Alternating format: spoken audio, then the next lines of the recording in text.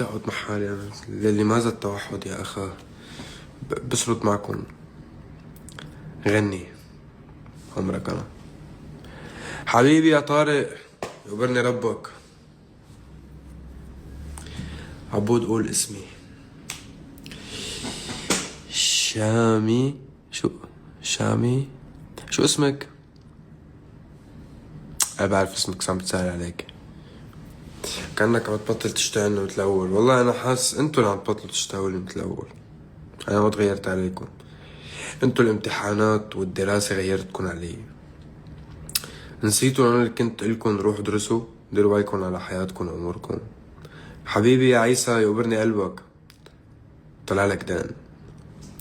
هيك هي حياة الكبار الناضجين. صعبة. مارك، بونجور، شو عبالكم تاكلوا اليوم؟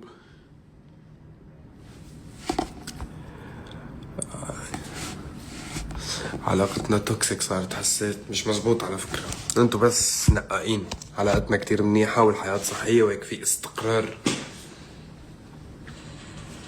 واضح في كتير حكي بقلبك. والله ما في حكي بقلبي، يعني سلبي. مشتاق لكم بس بنقضي وقت، بس هيك حاس حالي بعيد. هيك منيح.